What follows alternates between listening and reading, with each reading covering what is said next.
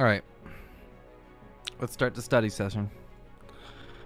Back in school, kids. Okay.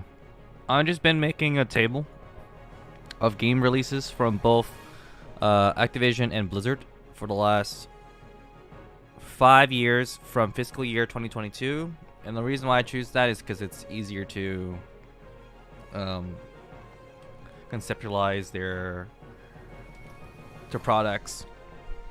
Because if we go further back, then it's like too much a headache. But like these are actually new products that we can look at, and there is a clear difference between Activision and Blizzard in terms of releases. I'm just trying to categorize the table, because the table is a little bit.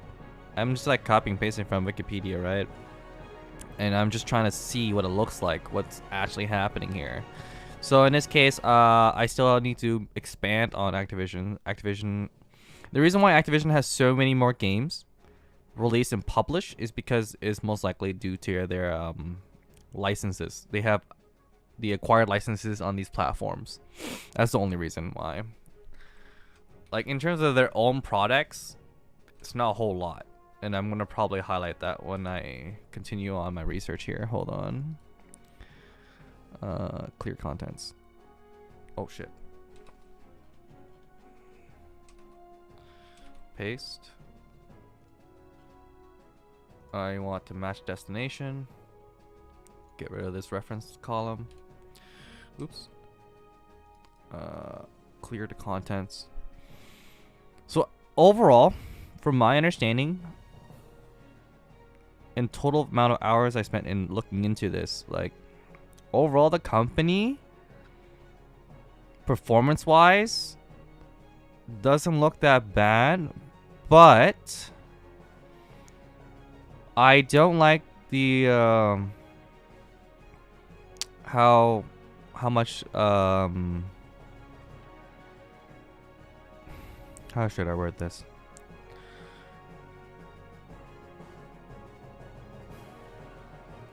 So there's a couple things I don't like, and the heavy emphasis on dependency on three divisions and like basically 3 products, like Warcraft. It has been noted that Warcraft from Blizzard's division is the biggest way in terms of the revenue, followed by Activision's Call of Duty series, followed by King's series. And I'm just actually astonishingly impressed their discipline right here. They have they basically have $12 billion in cash, and they can pay off their debt threefold. But do take note in consideration, there is a lawsuit going on. Like, that is their latest problem, one of their many problems. So ATVI, Activision, I want to see their Activision Blizzard wiki. So I'm just trying to understand this business, because like I am interested in how they're doing things. Yeah, esport initiatives, corporate structure,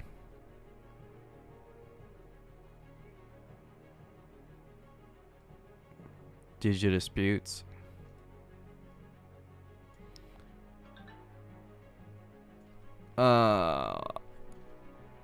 What the hell is this?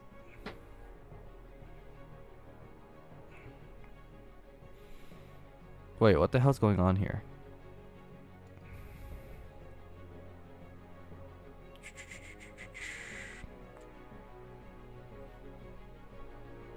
Wait, am I live? I don't even know if I'm live. Hold on. I need to refresh my phone.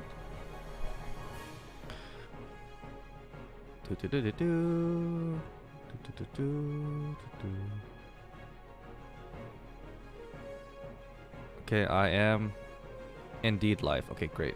Cool. Just making sure.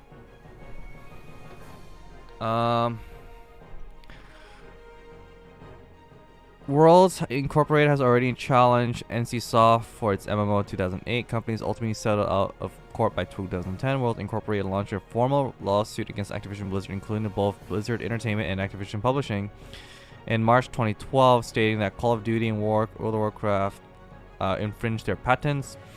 Activision Publishing filed a separate patent infringement lawsuit in October 2013, asserting that Worlds Incorporated was using 2 Activision-owned patents in its Worlds player software.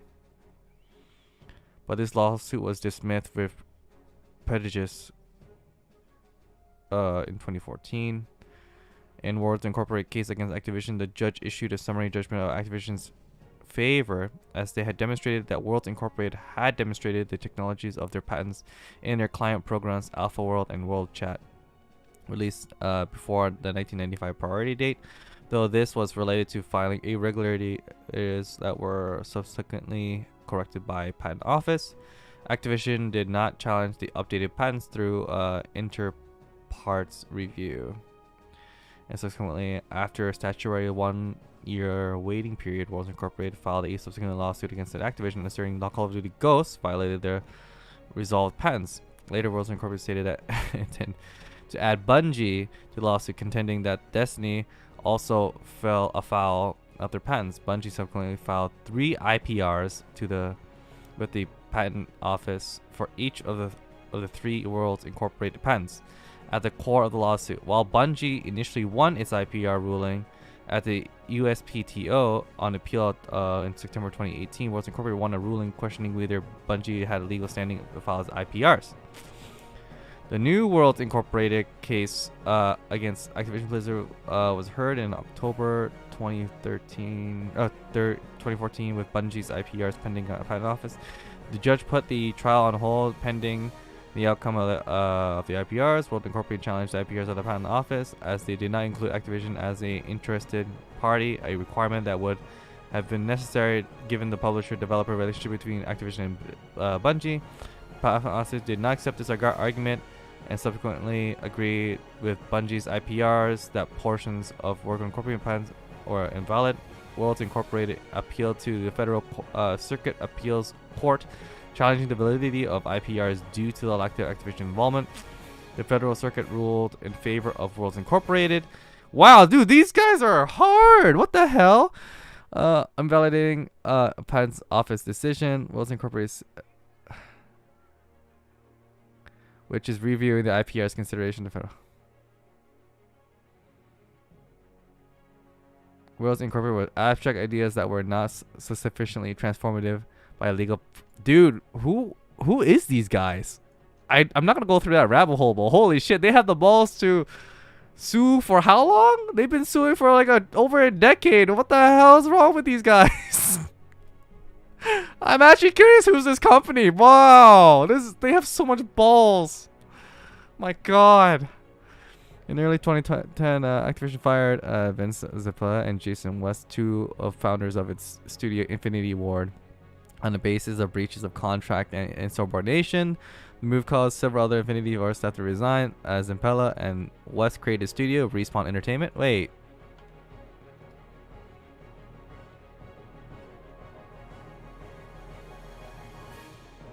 Titanfall series, Apex, Star Wars, Medal of Honor. Dude. Former Blizzard employees go to EA. What are the chances? So they're involved in the Fallen Order, Medal of Honor. Aren't these pretty good titles? I don't even know. What's the general reception on these games? What's the general reception? Wow, it won a lot of things and nominated things. Sales, critical response, generally favorable reviews. Wow, those are pretty good reviews actually. They're like in line, slightly above, higher than average ratings. Like I would say the 80s is like a really good rating. Like high 70s and mid 80s are pretty good ratings in my opinion. They're pretty good actually, including Metacritic. Like aggregating all the scores together to be roughly, generally the public has received this game well. How amazing that these guys got canned. What about Titanfall? Was it generally received well? I don't even know.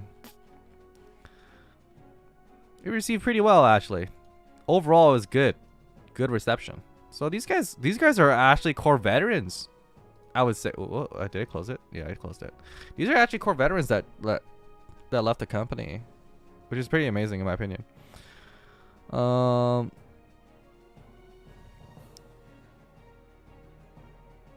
In their wake, claiming unpaid royalties. Damn, they had royalties to COD, bro. And this is the one I played. Damn. Actually, no, wait. Yeah, I did play this. Counter to cause accusing pair of being self-serving schemers. Activision later sought to add Electronic EA to their suit. Discovering that Zempela and West have been in discussion with them while still working in Activision, and further added claims against Zempela and West, who had to not return material related to Call of Duty. While they were working at Respawn, a separate lawsuit was filed against Activision in April 2010, served by several current and former employees of Infinity Ward on the basis of lack of unpaid royalties. All parties came to undisclosed settlement of all suits in 2012. EA and Activision had settled separately on Activision's charges of poaching employees, while the suits between Activision, Zempela West, and Infinity Ward employee group were settled in May. All settlements were made for undisclosed amounts. Damn! God damn it, Blizzard. Holy shit. Over 50,000 veterans. This was good. I honestly think this was good. The goal of Code is to help 100,000 US and UK veterans find high quality jobs by 2024.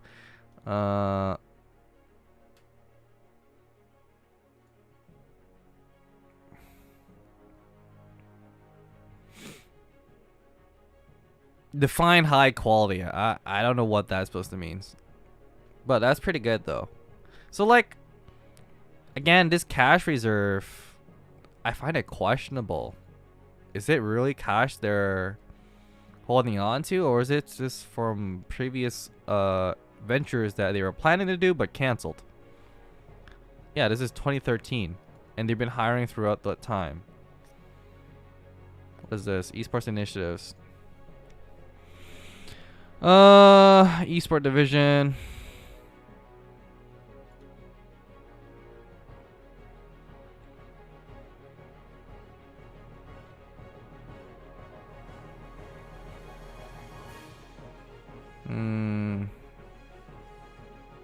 Overwatch League. That was a huge flop.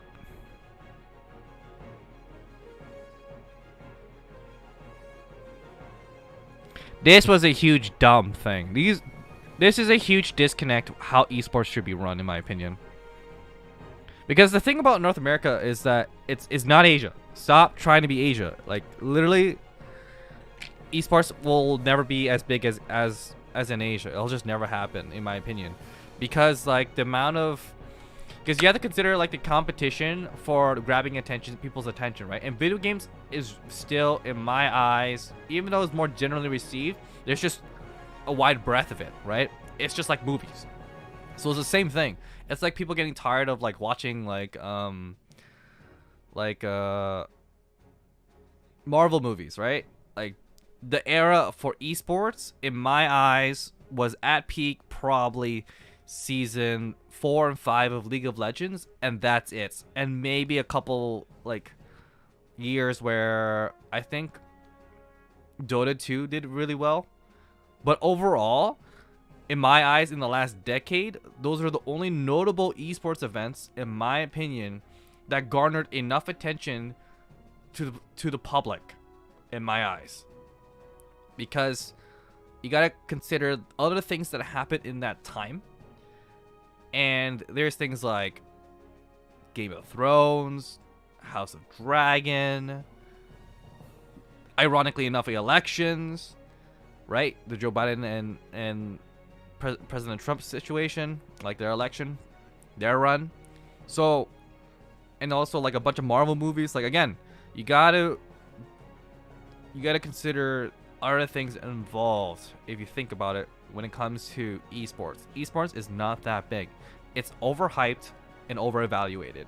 And this, in my opinion, is incredibly poor mismanagement on Blizzard's half to spend this much money. In my eyes, it's just a dumb idea.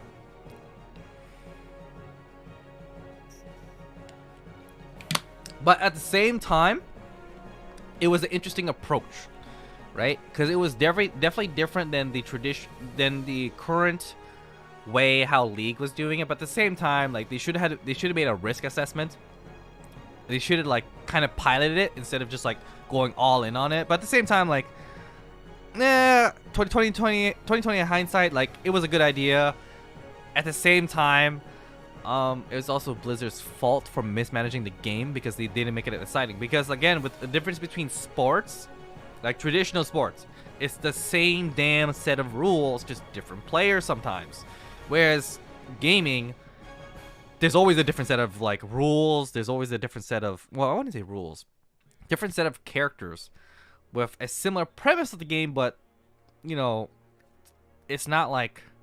And the thing is, like, Overwatch had a lot of potential to be like similar to Counter-Strike. I love watching Counter-Strike. And the thing is, it is, in my opinion, the chess of esports because it's so damn easy to follow. Like, you're not thinking about abilities, you're not thinking about all these crazy things that make Overwatch pretty interesting. Because, like, if I were to watch Overwatch, and I barely play the game, and I watch the tournaments back then, they were pretty boring. I'm not gonna lie. They weren't that exciting at all. The only esport I've followed almost, I would say, religiously per year is probably League. And League is always the same damn, like, set of, rules. Goal at the end, destroy the Nexus, win the game, right? It's a very simple rule set. How you get there is what makes League interesting to me. Growing up playing StarCraft 2, I love really cool map movements, and that's like a nerdy thing to do. But overall, if you're in the audience and you don't know anything about League, like, you try to wonder like, oh, it's not that fun to watch, in my opinion. If you're just a random viewer that has zero investments in the sport itself, it's not that fun to watch. And I think Valorant was a very good game to release on Ryan's half, actually. So that's actually a pretty good esport I'm considered to follow, because it has the same premise idea of CSGO, or CS2 now is what they call it. I think it's CS2, I don't know at this point. It's a very good game, in my opinion, to watch because it's very easy to understand. You just need to understand a little bit of quirks of some characters, but overall, it's basically CSGO with a little bit of quirks into it just to make it a little bit more interesting. And that's what I like about Valorant. I think Valorant is going to be, in the next 5 years, gonna be the #1 esports game between Dota 2. I think Dota 2 is dead, honestly. Like, in terms of like production and everything, it doesn't sound like. I don't even remember the last one I watched. Like, I think maybe 2021. I think 2022 was a flop, is what I heard. But I think, in terms of esports, if anybody's investing into esports, I would just be watching Valorant in the coming 5 years, simply because the way, in my eyes, it has the potential to become the chess game, or the new chess game, in my opinion, in somewhat, because CS2 is still a thing. Those two games will be, without a doubt, the biggest juggernauts in the esports scene if people are invested into esports. Simply because those games are easy to watch and easy to follow and easy to pick up. The bar of entry is low, but the reward ceiling is very high. The skill ceiling is very high, right? There's a lot of in-game knowledge, there's a lot of communication involved. It's still a team format based, and it's just much more interactive. I want to say interactive. Let me rephrase that. it's easier to follow, easier to read. So again, I hope Blizzard can compete in that bubble. But at the same time, like, I'm not, you know what? Maybe Blizzard should just focus on, in my eyes, on a few games, because Warcraft is still profitable, even though that's my biggest hunch about this company in my eyes. Is I am concerned about this direct to consumer. If that's their only mainstream revenue, that is a direct concern for me as an investor, because like by the books, year per year, they look okay. I wouldn't say they're great. They look okay. It's not like Costco amazing, right? Like they are increasing their revenue, but you gotta consider like the shares outstanding. They're actually diluting their shares, right? Look at their shares. They're going year after year. It is diluting the investor, right? And of course, it is a growing company. I understand. I get it. But at some point, you gotta turn that internal growth into more of like because like my shares just will not be as valuable as if I were to buy it at Apple, who buys it. They do buyback programs, right? And I hope that this trend will eventually, at some point in the next 5 to 10 years, stop going this trend, because I don't like this trend. It's just constantly going up. Because if you look at, like, I know Apple's like, it's not a very fair comparison, but it is what it is. Oops, not Tip Finder. Apple, right? It's not really a fair comparison because they are like a toll booth company, whereas Activision Blizzard is a like, look at this. This looks amazing, right? So if I were to look at the two timelines, right? And I know this is a very unfair comparison. So if I'm looking at back in recession days, 2009, and I look at 2009, like they had to dilute, and then at 2012 they just focused on buying back from $26 billion shares remaining to 16. That's a span of 10 years. That's a span of 10 years. And I bought around here in 2020. I buy around here. And this was pre-split in September of that year. I could have bought something else, but again, and I could have sold it at this time too. But here's the thing that I learned over the years. You make your own decisions of your investment. I don't need to listen to another person to tell me if Apple's dying or not, because by the end of the day, it's up to me. Anyways, I'm divulging to the wrong company here. So anyways, by the books, they look okay. Will I invest into Activision Blizzard as an arbitrage towards the $95 purchase plan by Microsoft? The answer is no. As of right now, this is more of a hold and watch situation if you're an investor currently. Because the valuation will have this priced in the near future. Actually, no, they're already priced it in. They priced it in as 20 forward PE ratio.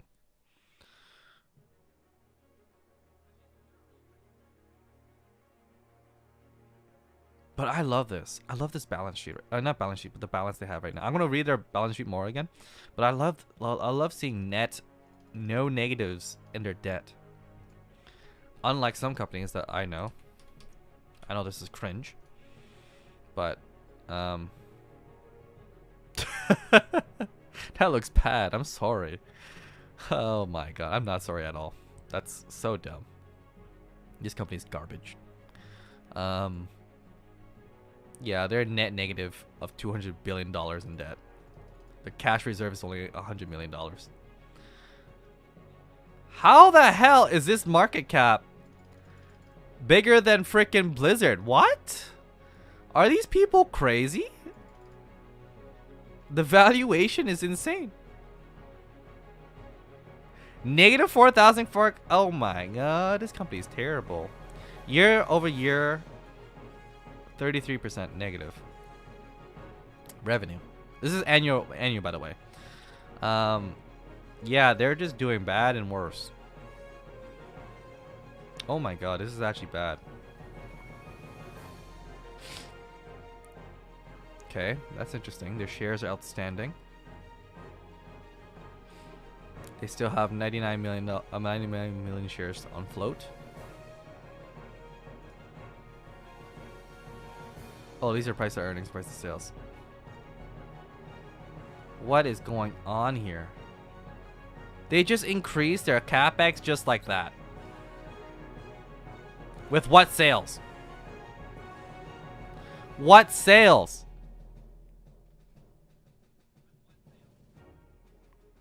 Oh, am I actually echoing my own video here? Oops. I'm gonna mute myself there.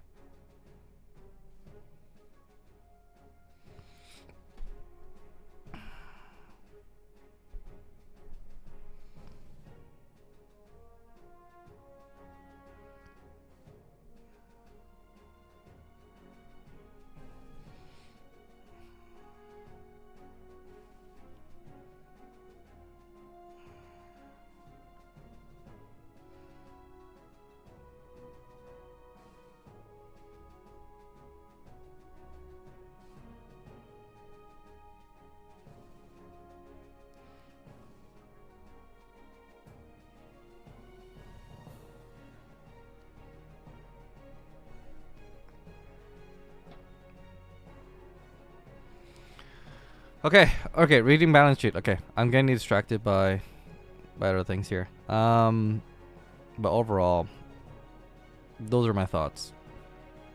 I don't know how I went to that tangent.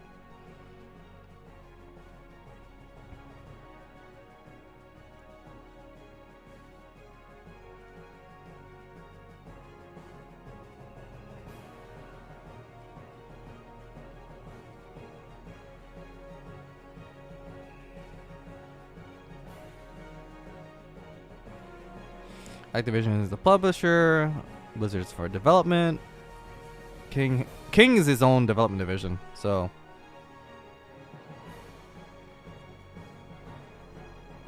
oversees production in film, television, entertainment based on the company's properties. Activision Blizzard distribution provides logistical support. Activision Blizzard distribution within Europe. Oh, that's interesting. So I'm gonna put that in my footnotes. I'm gonna get rid of this because I have something else here now. I'm gonna get rid of. Let's see. Where is the borders? No borders. So they're in charge of publishing.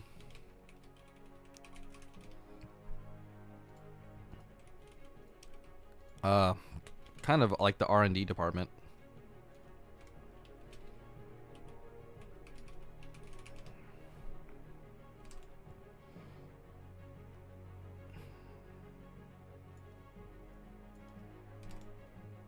R&D department and development and events.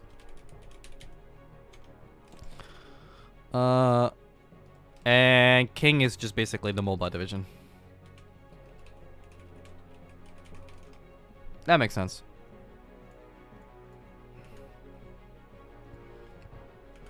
Oh yeah, I remember this footnote. The executives, CEO, Dunzo, CEO, has years with Blizzard.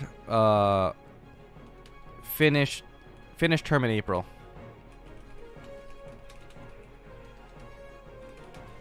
I did remember reading that. Procter & Gamble for 20 years. This guy is actually interesting. The CFO. I'll go back to it again. But that person is actually interesting in the company's position. Like he's been in so many roles.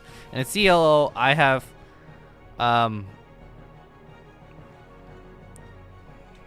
practice, law, and private equity. I'm gonna actually reread these guys. Let that really sink in, especially this guy. This guy is my biggest concern.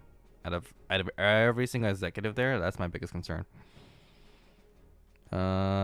Risk factors, mergers, competition, are we competitive? Consumer satisfaction, market adaptation, effective acquisition and integration of business pipeline, a seasonality of sales of products. And this is why, like, I'm impressed how they kept alive for so long. I am curious about the financial segment of this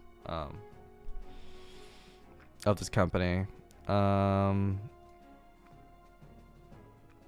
Let's see. Did I not?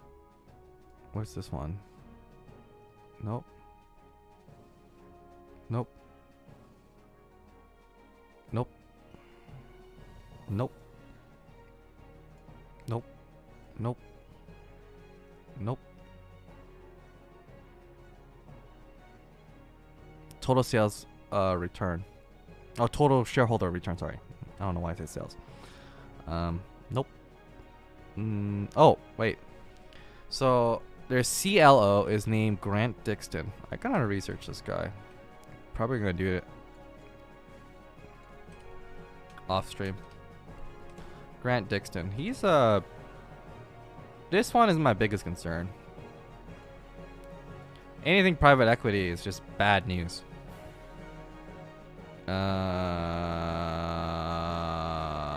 CEO. CEO.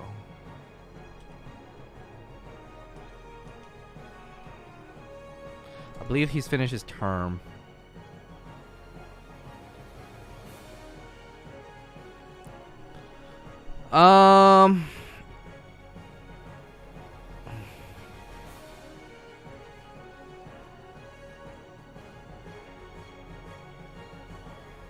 I thought he's stepping down. What the hell?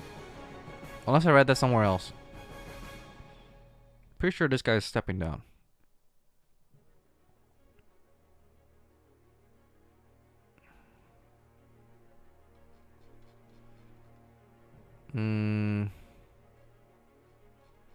Sustainability.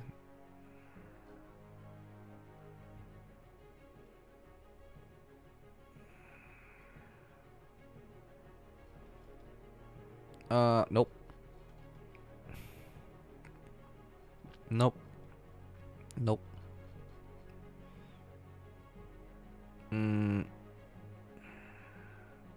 Nope.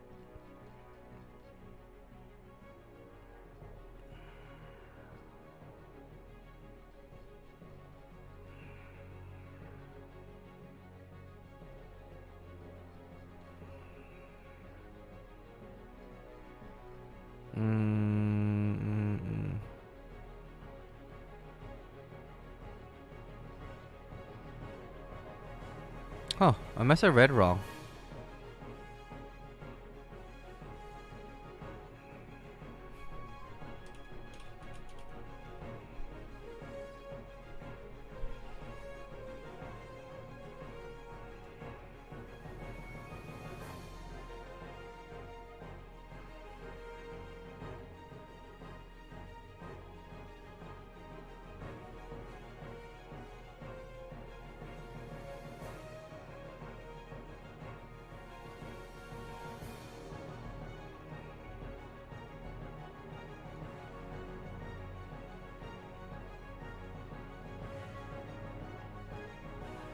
Wait.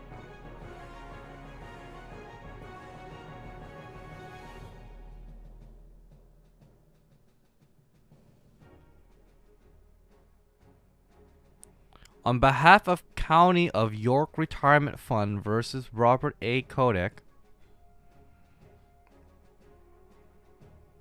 derivative action entitled Leslie Warren Savage versus Robert A. Kodak. Oh my god, what the hell's going on here? Close that.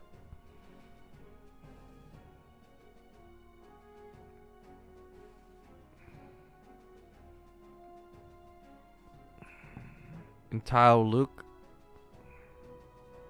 What the hell are these claims?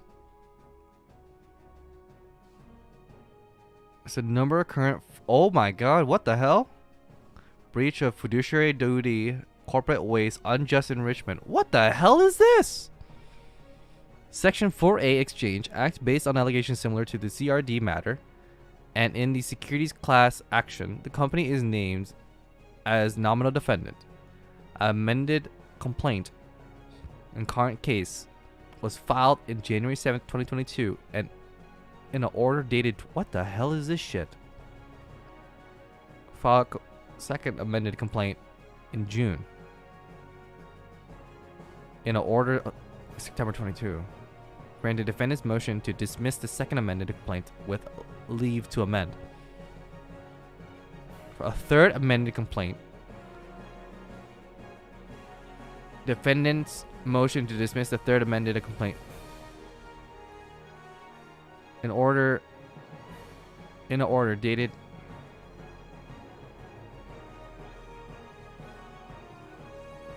well leave.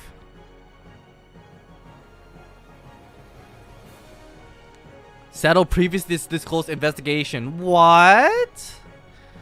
Company's disclosure of employment matters and related issues without admitting or denying SEC findings. As part of the settlement, the companies consented to the entry of a order finding violations Exchange Act Rule 13A15 requiring issuers to maintain effective disclosure, controls, and procedures. In Exchange Act Rule 21F, providing a certain whistleblower protections. Cease and desist for future violations of $35 million civil monetary penalty. What? And then the merger. Oh my god. How far do I need to read this crap? Page 50? Damn, I'm like nowhere near that. What the hell? That was on page 50. I'm nowhere near down to page 50. What the hell is this shit? I was looking for him to retire, but what the hell? My god, this guy's a... Oh. Wait, how far am I?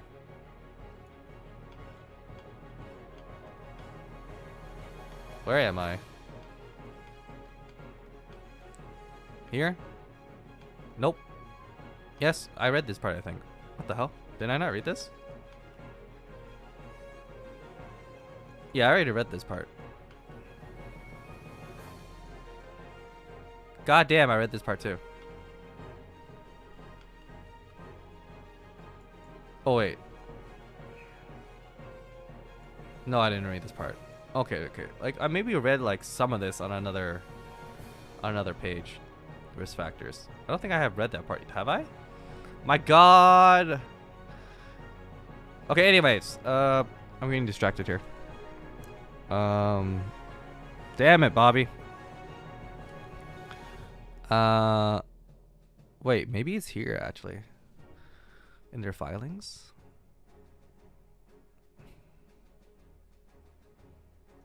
Overview of company 10K.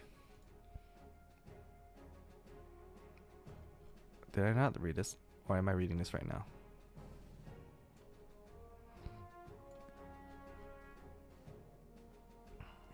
Oh, yeah. I am reading this right now.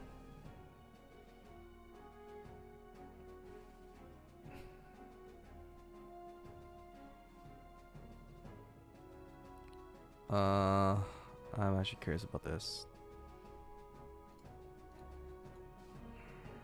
8K. December. So Q4, right?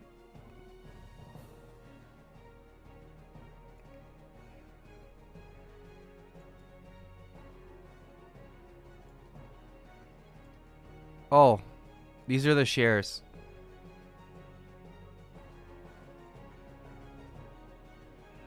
These are executive shares. Enhanced severance plan. Contemporary arrangements of certain officers. Okay, so that cash reserve doesn't look that big anymore. If all these, if there's like a whole bunch of severance things that I don't know about, that's being happening right now. Damn.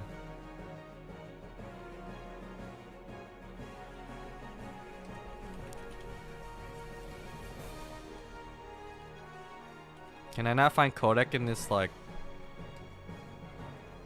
that's weird. Why Robert's name's not on here. I find that strange.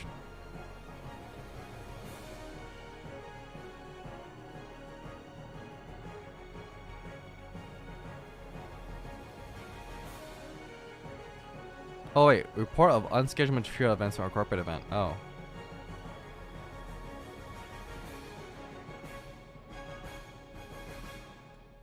What is this filing? Amendment? 13B? Voting power? Shared voting power? Sole dispositive? Investment advisor in accordance with rule. Sole power to vote.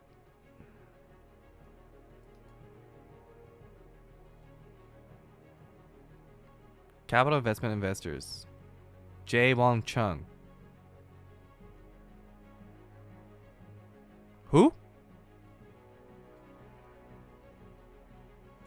Vice President and Associate Counsel, Fund Business Management Group, Capital Research and Management Company. Who?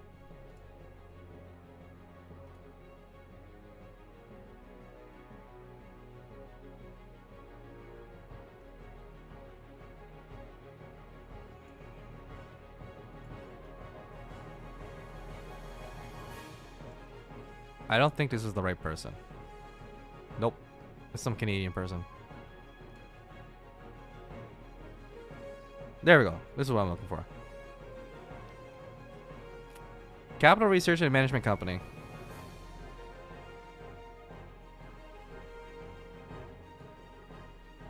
Georgetown University Law Center, Emory University.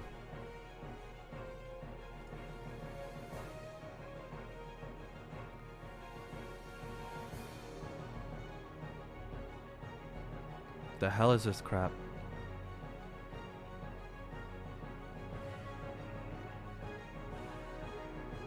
What is this company? Why is he issued shares again? Or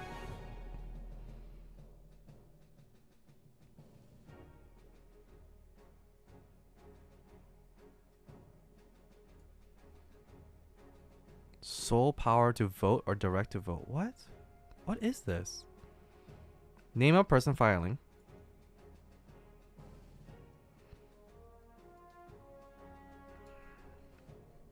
What is this?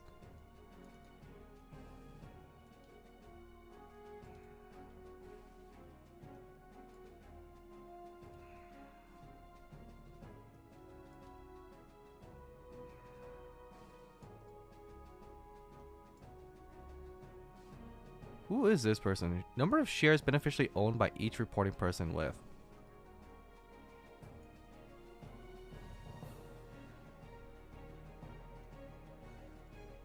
What is this company?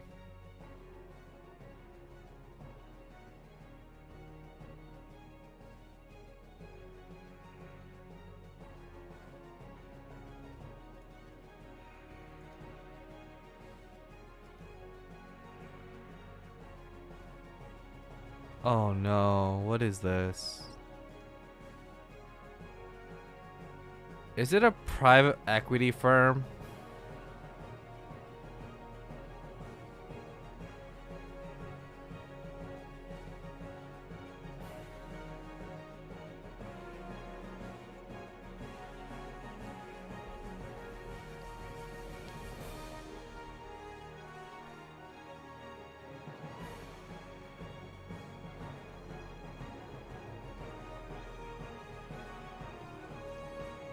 Oh God.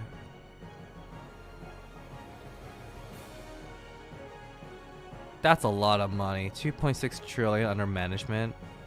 Holy shit.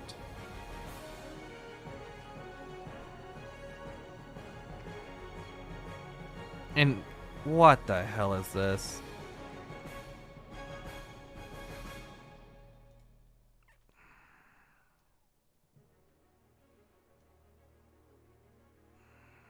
Investment services to registered investment companies and other pooled investment vehicles. What the hell is this shit?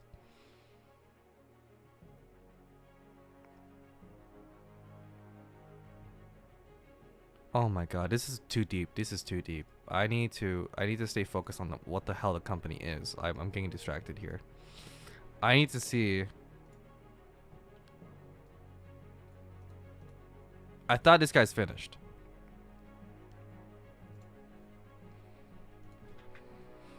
CEO Robert Kotick leaving Blizzard 2023. Will absolutely remain Activision CEO. Oh. He's not.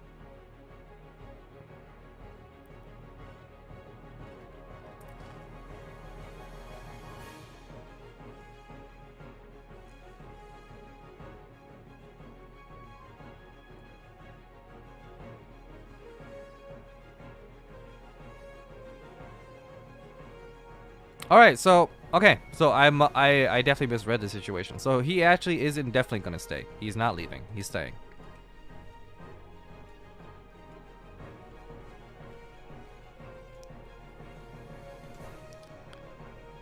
Since 1991.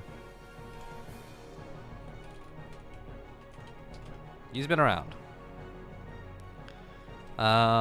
Next we're gonna look at the COO. Ah, I got mixed up with him maybe. That's why.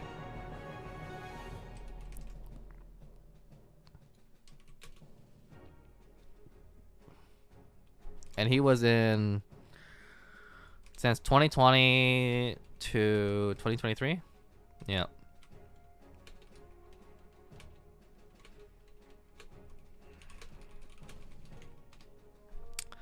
Okay.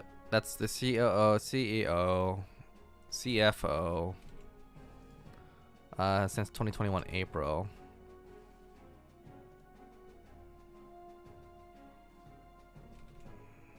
Oh wait, this person. Oh yeah, this is the person with the multiple roles, right? Yeah.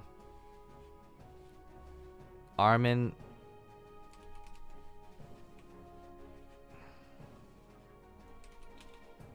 I wonder how long this person has been in the company for. I'm actually curious. I mean, not in this company for. Who is this person? Came CFO. Finance operations. CCO.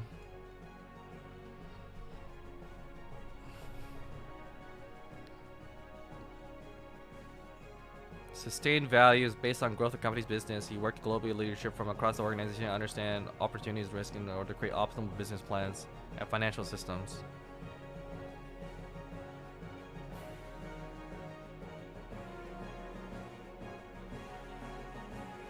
With more than 20 years of senior leadership at Procter & Gamble. Right. What is your background?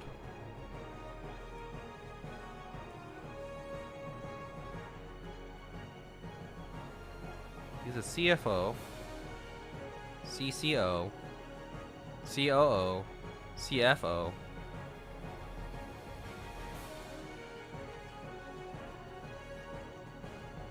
Who put you in place? Oh, there's something we'll never know, actually. We'll never know why he's put in place in Blizzard. But, seems like a good person. Good actor, I guess. Okay. I'm not gonna look in this guy too much. Or if there's anything to look into. Yeah, I have no complaints on this guy. CFO 4. I did check their LinkedIn. Hold on, what's their LinkedIn again? 2000. So Blizzard from 2015 to 2021.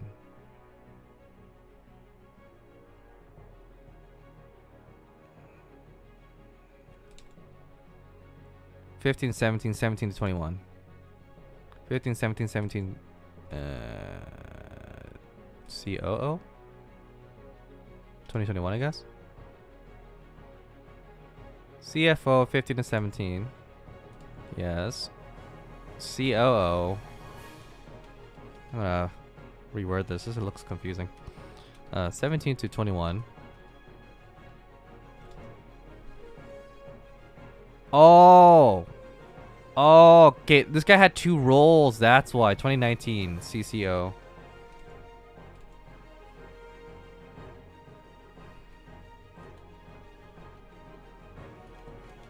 I'm gonna make this as a different text. This is confusing as hell. Blue. Under Blizzard Entertainment.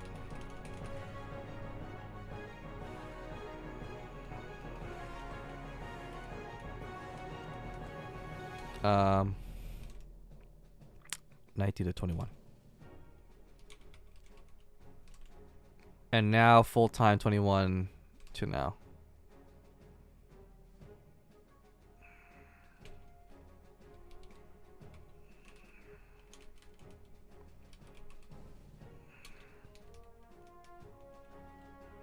Under Activision Blizzard, right? Activision Blizzard. This guy seems like he knows his stuff, so I don't have any complaints about that guy. I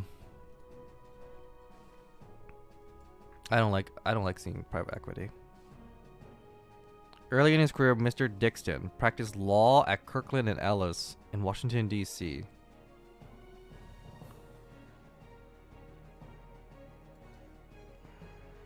This guy has a high profile. Kirkland and Ellis. Kirkland and Ellis. Kirkland and Ellis.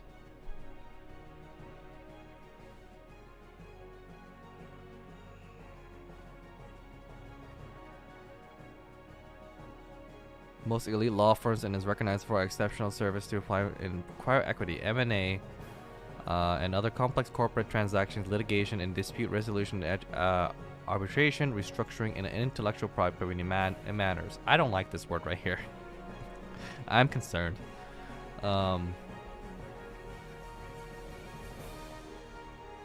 Apollo. Management. Conferences. Block.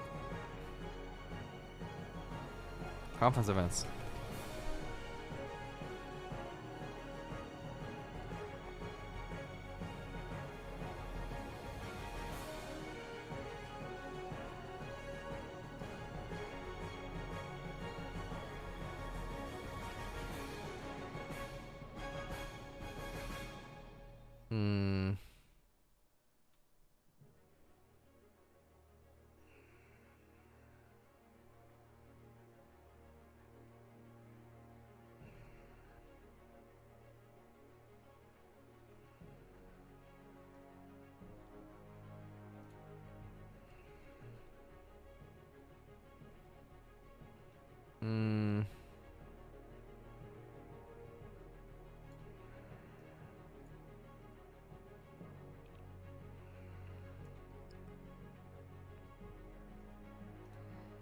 Barclays.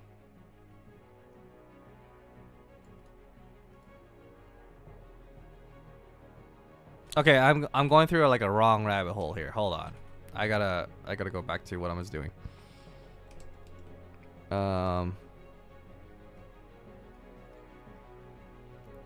Brian Bellato. Let's see what you've done.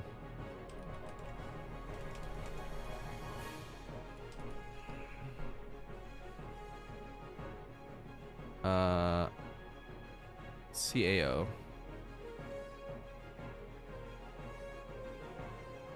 For 2 years, Under Secretary of State of Management, Chief CIA, Senior Advisors at Highlander Partners, Managing Director at Palace Capital Partners.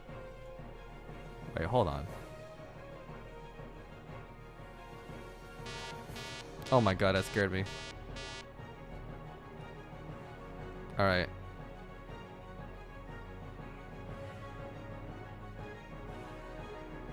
All right, this guy seems legit. Brian Balato, CIA former operative. Is he operative? I don't even know. I kind of glanced through that. Yep, officer for a year. That's a cool thing on a resume. State for management. Must be exceptional, really, to be doing that, to be honest. As of 2021 now.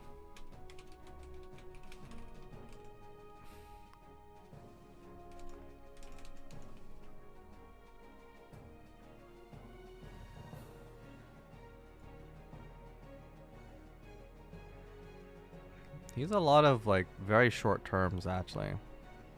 2 years, 3 years, 1 year, 1 year, 2 years, 7 years.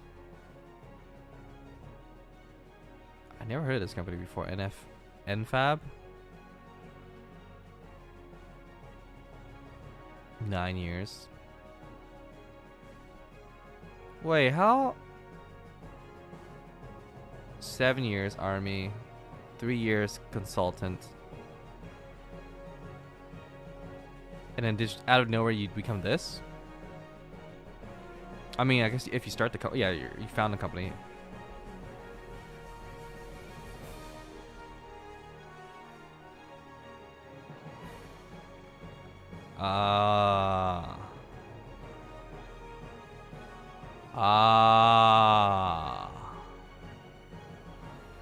This doesn't look good anymore. I don't like this. This guy knows how to get around. That doesn't look good. These last... I don't know anymore. I don't know. Not sure how I'm supposed to react to that now.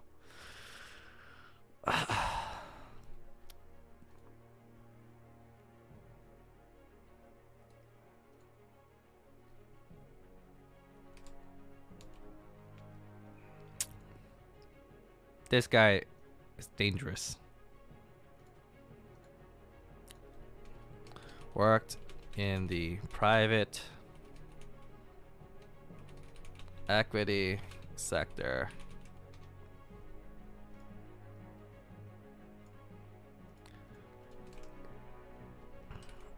I know I'm supposed to be on break. Let's take a break.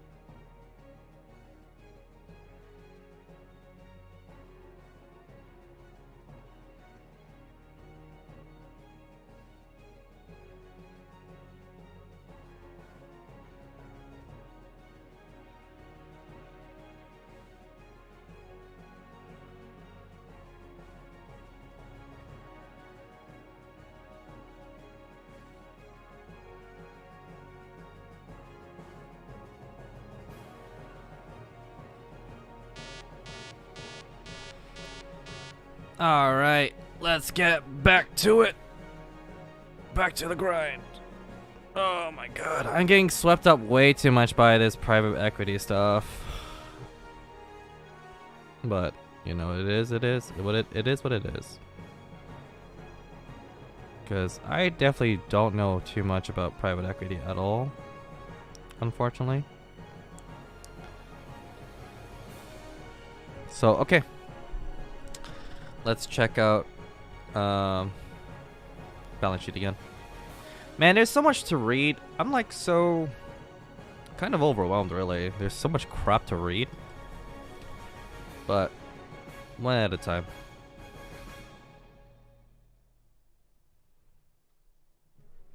Additional financial information. Available information. I already read that stuff.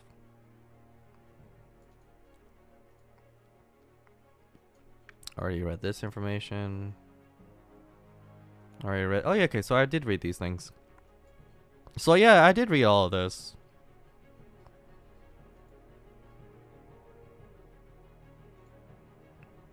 These are my personal risk factors that I kind of picked out of. These go description of risk factors summarized above. Oh yeah, I was reading through this. Yeah, all of this.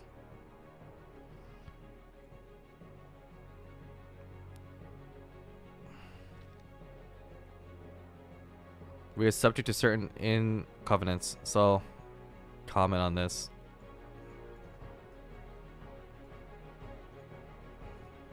Can I comment? No.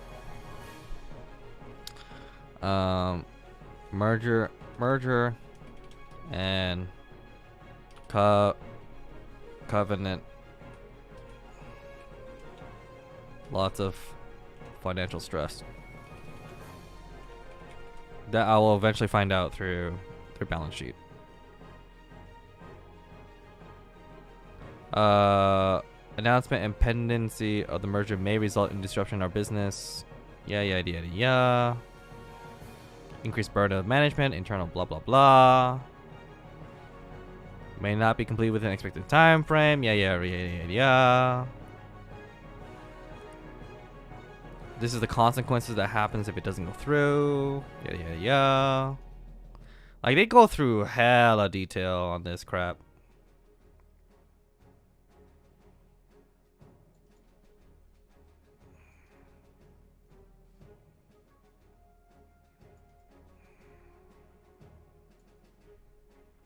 Economic risk. So, like, this is a strategic play too that I want to kind of reiterate again, because I did make a comment that the FTC hearing is happening in August. This is a very strategic play on the FTC's part here, like this financial stress.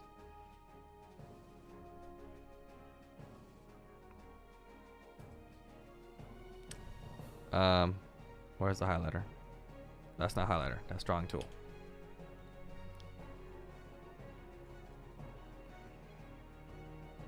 Redact.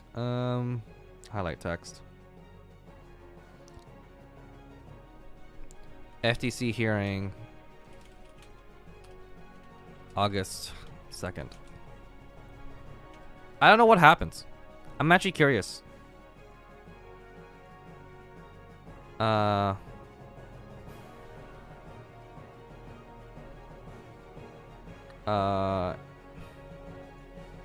We are subject to the risk arising from adverse changes in economic and political conditions, both domestically and globally, intrinsically travel, protectionism and nationalism, other unfavorable blah blah blah blah blah blah blah blah, recession, other events, Russia, Ukraine. I don't know why they have to include this, but okay. Worsening economic conditions have made. Like, you guys are not that much at risk because of these events, honestly. People will still play video games even when there's war.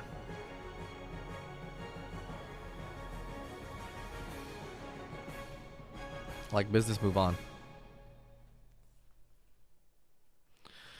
Inflation does factor, considering how much you spend on your cafeteria.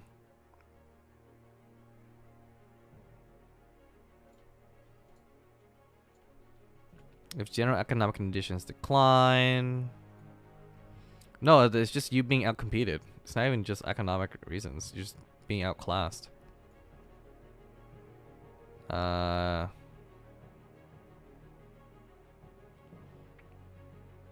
Favorable economic conditions.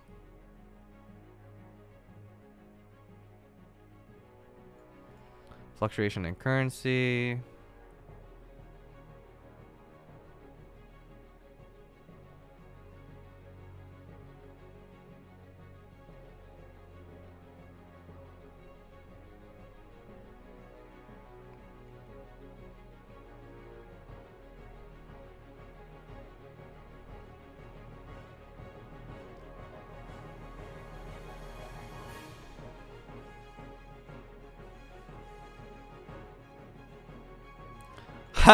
If we do not consistently deliver popular, high-quality content in a timely manner, of course, business industry risks. Cyclical and difficult to predict. Can lose consumer audiences over time.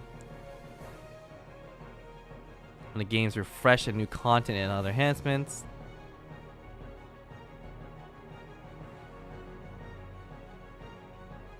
We must continuously develop new products or new content or enhancements to our existing products.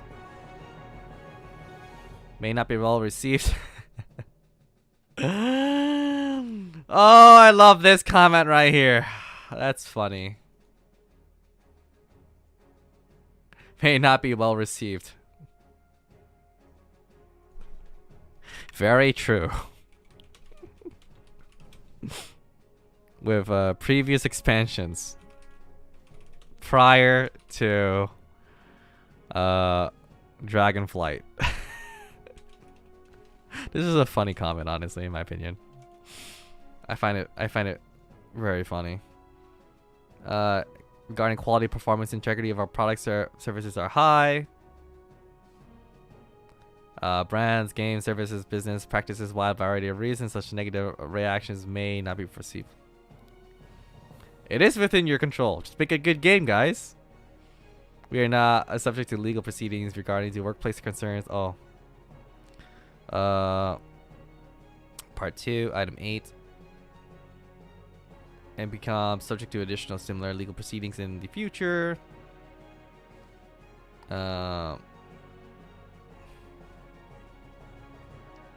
It's possible that existing potential players may decide not to play our games in the future. Some sponsors, partners, and advertisers have previously elected not to be associated with our brand due to this impact on our reputation. Oh.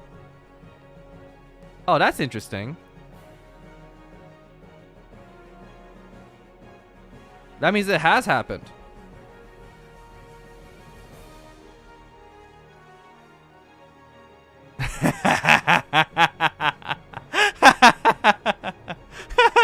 This is funny. Hold on, this segment is funny. Oh, Diablo Immortal, fair, fun. Oh my God, Blizzard, that's funny.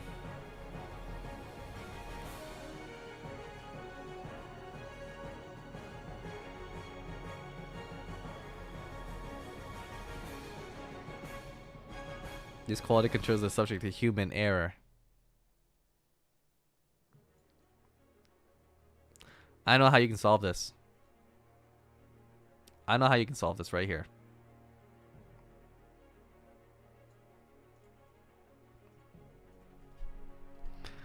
Use AI.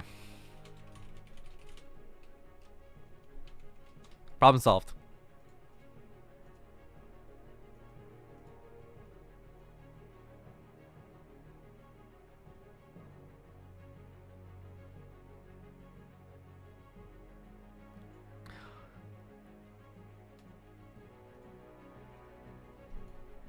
Or just ask Asmongold to solve this. Done. Our games with online features are frequently updated, increasing the risk of the game may contain errors. These issues can be led to consumers stop playing the game and are less likely to return the game.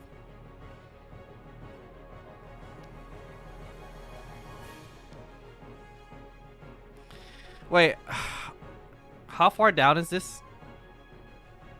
Ah. So first they highlight the merger. Merger was on their number one risk related to the company. Then they talk about economic risk. And now they're talking about business. The business itself. That's interesting. Merger, which is not in their control. Economic risks, not in their control, nor does it affect them too much. I mean, I guess it does. Actually, no, at the same time, it doesn't really affect them too much. It's just they're not competitive. I think they're just trying to word it in a way that it's favorable for investors, and I don't think that's the case. I don't think the economic situation is really affecting you guys too much, because their prices for the games is relatively the same versus skyrocketing prices of groceries, which makes them either decide to either have probably ramen noodles for the night or actual food. They're probably gonna choose ramen noodles anyways, so it doesn't matter.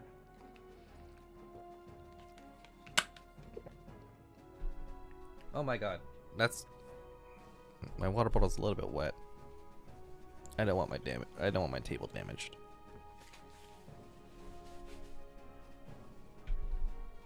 Okay, moving on. Negative reaction to our product services may not be foreseeable. We also may not effectively manage or respond to these negative preparations for reasons within outside of our control. We expect to continue expend resources to address concerns with our products and services.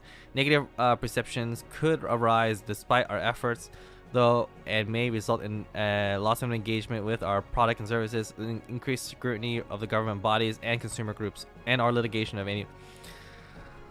You can easily solve this with your open betas and let people play the game before you release the damn product, because that's free, in my opinion, QA. And then you just read that crap and then try it yourself. That literally streamlines your QA process. Of course, you still gotta do QA, but at least you have more of the legwork covered up by the public, who are more than willing to play your damn game.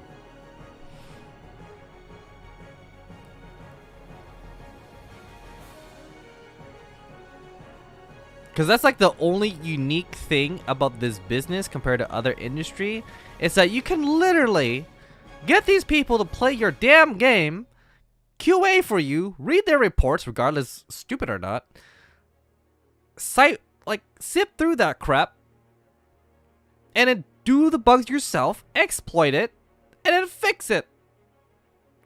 Because you can literally do a 6 months, like ahead schedule, pre-order, then you'll do a 3-month, like sequential, like beta releases of your damn game, and then take the feedback, feed it back to your like DevOps team, see if any of this can be consolidated. Look for a chart with low effort, high effort, low impact, high impact, four chart, like a 4 divided, visual, and look for the low efforts with high impacts to your damn game, and then worry about the high impact and more effort down the road in the next patches. That's the whole point of beta testing, is you look at your chart and you realize, okay, we can add this, we can change this, we can fix all this. Because that's how you get things done, right? At a operative level. I'm looking at this operationally speaking, right? So, in my opinion, that is much more feasible. But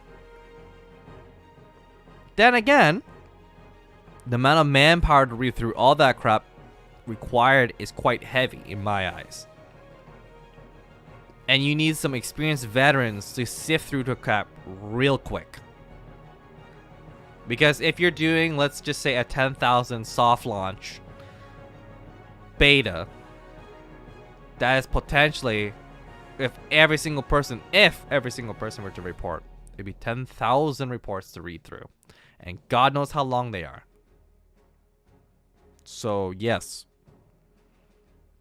But a good QA person will able to sift through the garbage. So I don't see how this is a huge problem at an operative level.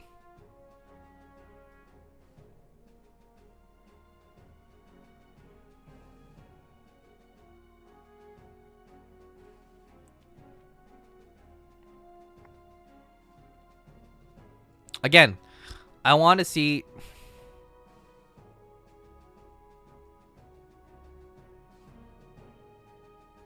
if we fail to release our products in a timely manner, okay? Who's what is classified as timely manner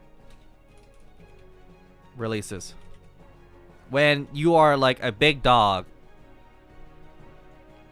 in this environment, like what dictates a timely release? Because in the past, I believe Elden Ring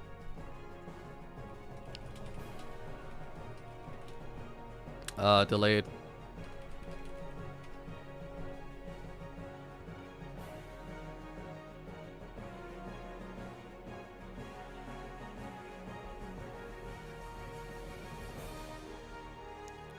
See?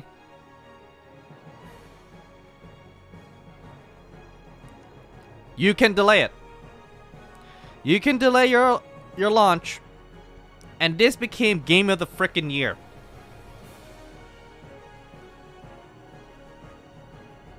So, like, this excuse, what is this? What is considered timely? If you have devoted fans to your damn game, whose timeline are you working on? It's probably most likely an active investor who has probably more than 5% shares on the board, on the board, classifying what is timely. Because honestly, as a company itself, I have very high doubts, and that's another thing I'm going to do research on, who's on the board. Who is actually telling these people what is considered classified a timely manner release? Because let's be real here. If people can wait for Diablo Immortal since Diablo 3, they can wait. They literally can wait. Which is ironic. Because these Diablo 3 people can wait for a goddamn Diablo 4. So, again, what is timely manner? What does that mean? What is your definitive, objective definitive, timely manner release? It's silly.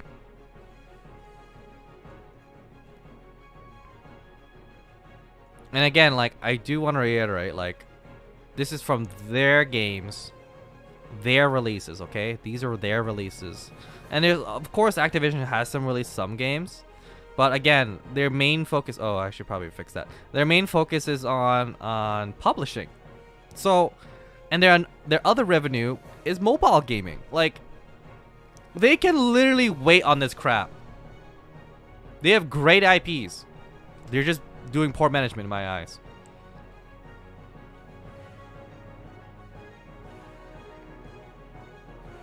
And a longer lead time involved in developing a product, and a greater allocation of financial resources to such product, the more critical it is to have accurately predict consumer demand for such product.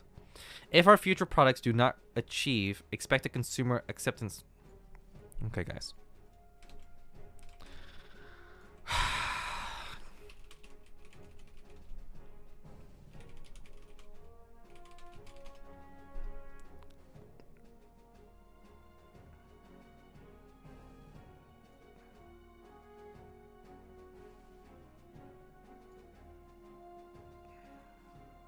Oh my god, I don't want to deal with this. I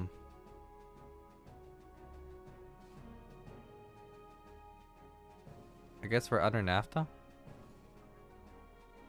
Political regions. Where's geographical regions? North America. So North America alone. Look at this shit.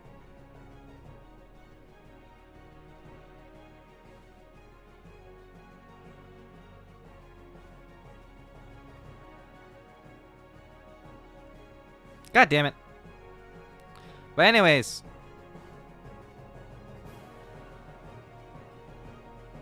Oh, these are predictions.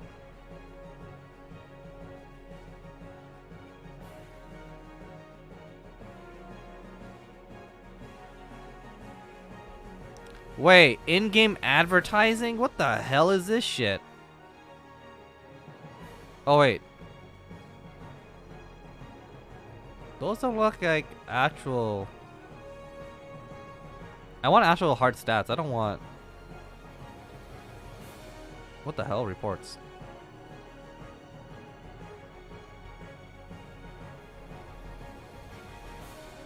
I want hard stats, man. Where's my hard stats?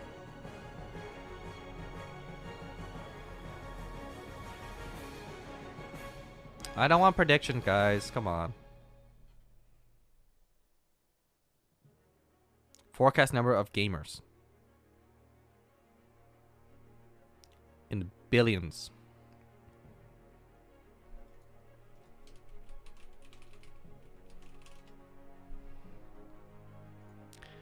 So 500 million gamers.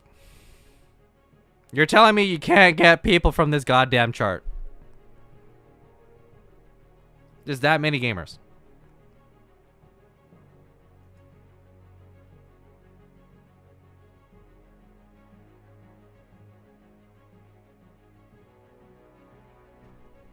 What?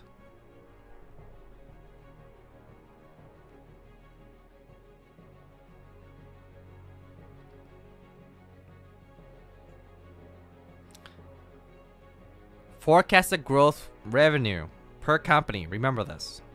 Tencent, $8 billion. Sony, $4 billion. Apple, $3.6 billion. Microsoft, $2.9 billion.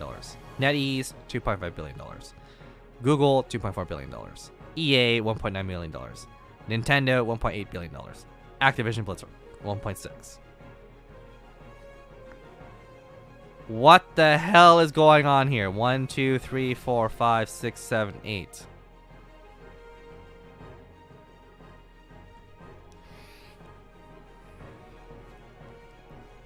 Elden Ring's right here.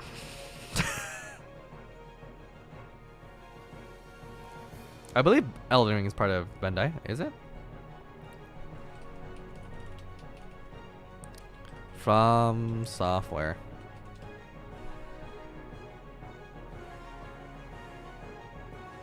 Oh. Katakoa. Never mind. That's a different company entirely. That's a different monster in our own right.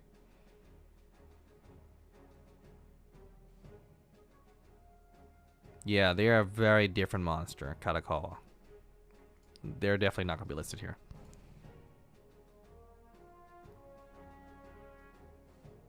Hey, Konami's still a thing. I totally forgot about those guys. But anyways, like, my point is, like,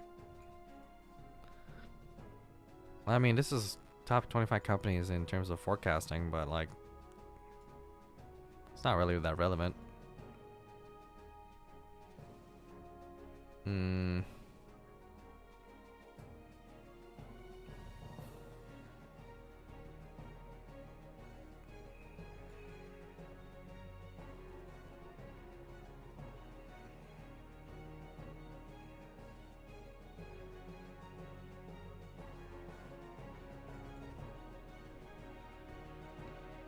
Indirect revenue. Esports. Wow. Here are a few facts that the industry might surprise you much about gaming industry is worth.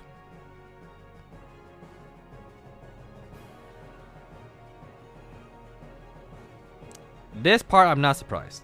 The gaming hardware. Mobile devices. Also, not surprising.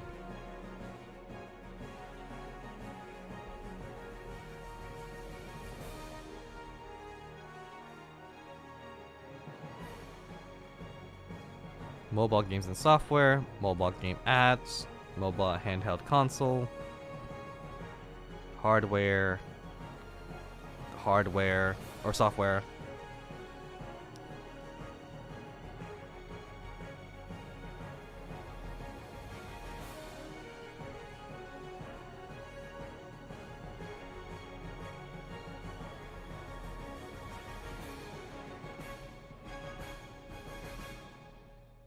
Streaming gaming increased availability. This is an increasingly very important factor, is that more people getting on mobile phones to play games, because there's more and more people getting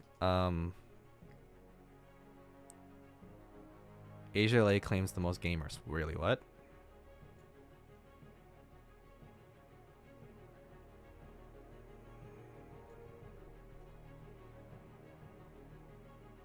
Holy shit.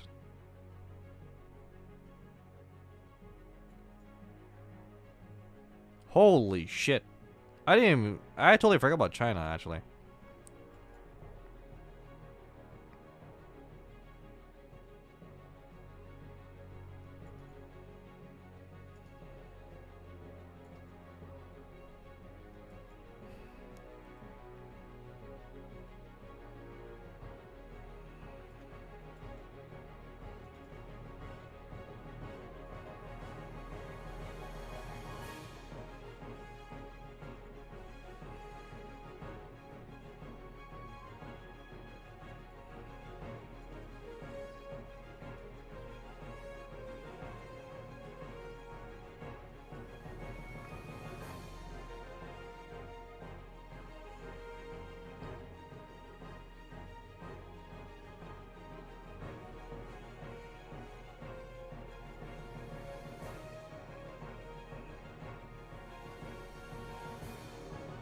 Holy shit.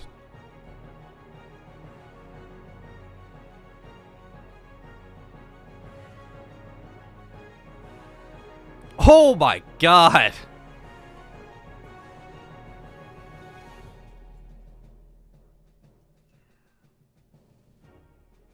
Actually, where's this data backed from? This is actually a good article. What the hell? Where's the PDOBPC? This is actually a good article.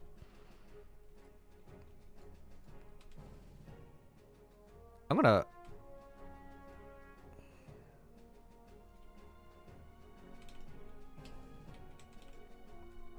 Gaming industry value.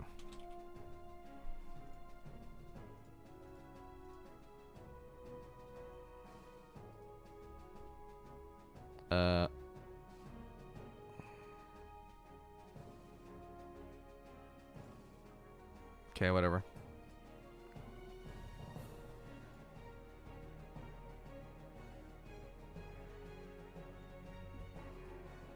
Link. Okay. That was a pretty good article. I'm not gonna read it. Okay, I'm getting distracted here. I gotta actually read through this crap. I'm never gonna finish this anytime soon. I'm going so slow.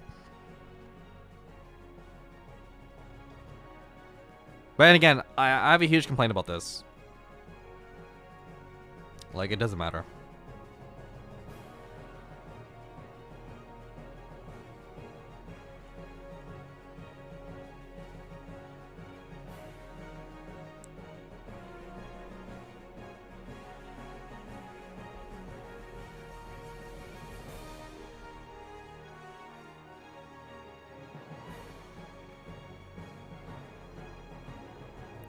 Publicity regarding our company and executives related to these matters.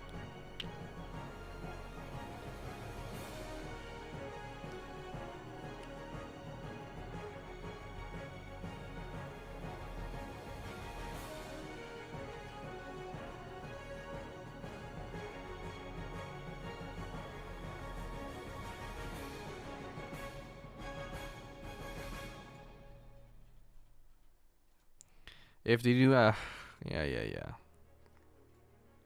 This I understand. Irrelevant. Okay, this one's actually important.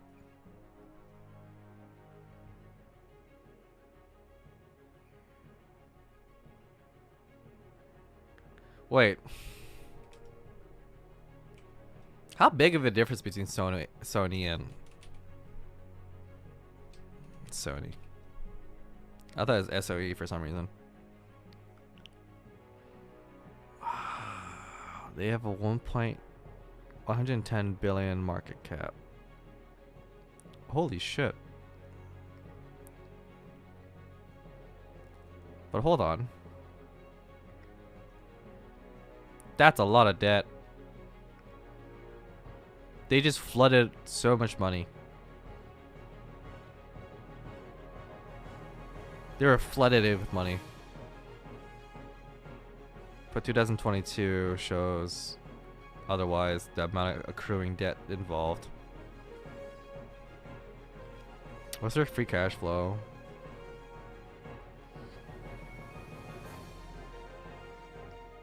Not a fan of these numbers. They had the best employees back in 1996 apparently, all the way to 2000, and then everything kind of went eh. And then they had one of the best employees back in 2008. 2007, 2008. Gross margin, operating margin, profit margin.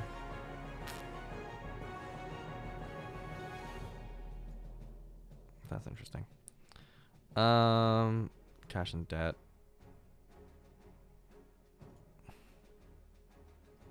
Oh wait, they paid a special dividend back in 2008, and then since then they never did. That's interesting. Wow. Am I reading this correctly? Am I reading 1 billion shares outstanding? 1.2.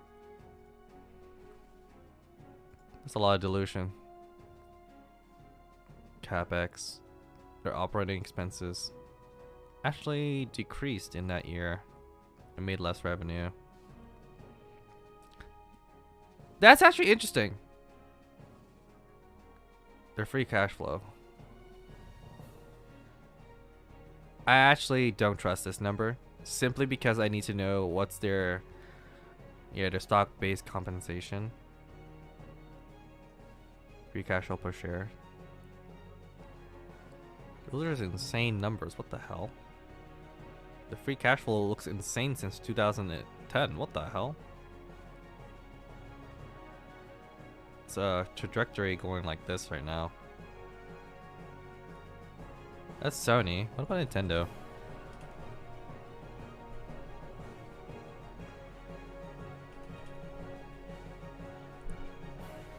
NT Doi.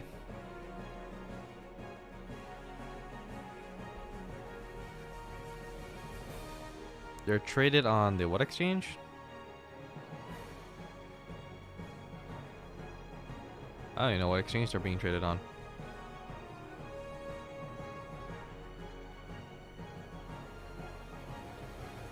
Did the site crash? Or is it having a hard time pulling some data points? But anyways. Yeah, that's right. Their competition does have a whole lot more money.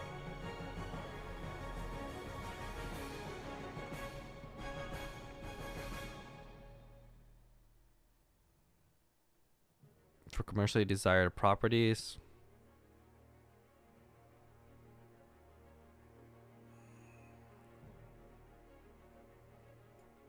Yep, you're just being outcompeted. Being outpaced by the market. Highly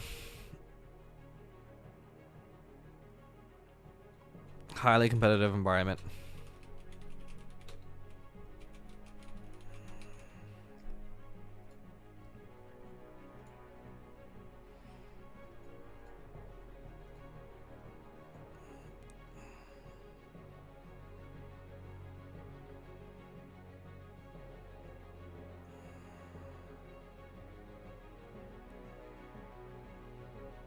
These competing products may take a larger share of consumer spending than anticipated, which could cause product sales to fall below expectations if we do not continue to develop consistently high quality and well received games.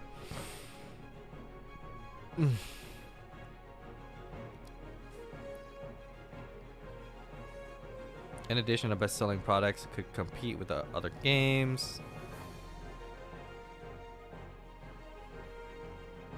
Yeah, I totally agree with that. This is also another interesting thing.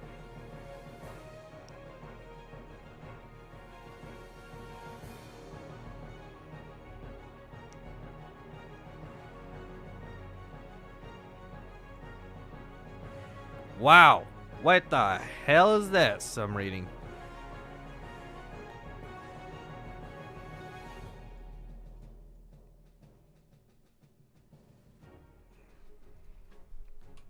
Three franchises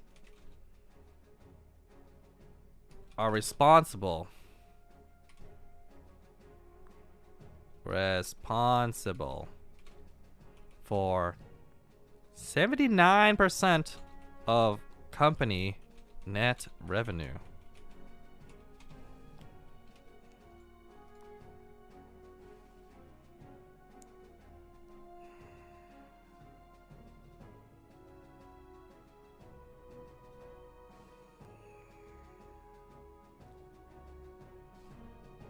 I'm actually curious what Sony's balance sheet looks like now.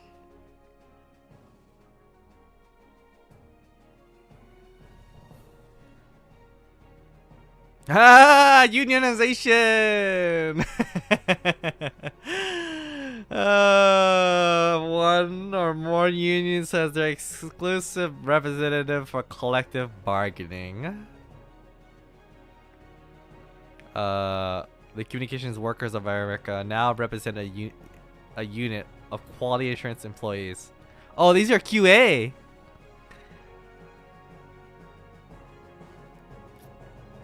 Lizard Albany. Finally, that union filed a petition for employees of the Polariant studio. However, the union withdrew petition. The workers' stoppages or strikes could occur within the unionization workforces. Several of our employees have been engaged in strike for one or more days, although not as part of a union, leading to a business impact for the. If you really want to affect the bottom line of the company, you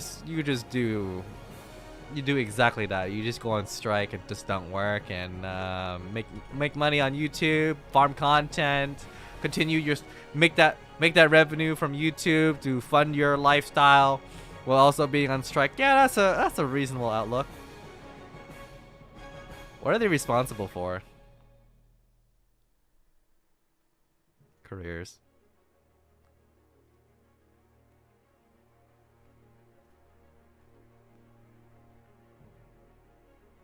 Oh wait, it's not just QA? Hold on. Wait, they actually make games?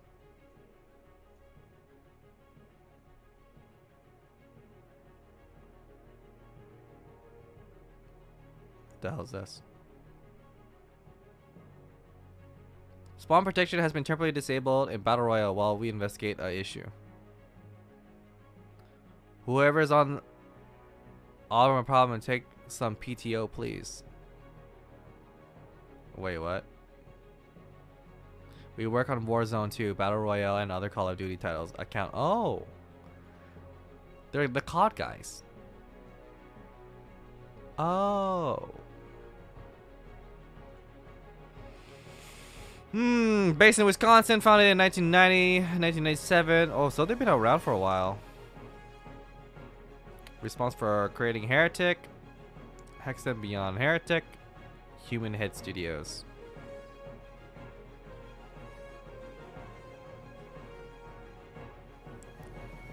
Their parent company is Activision.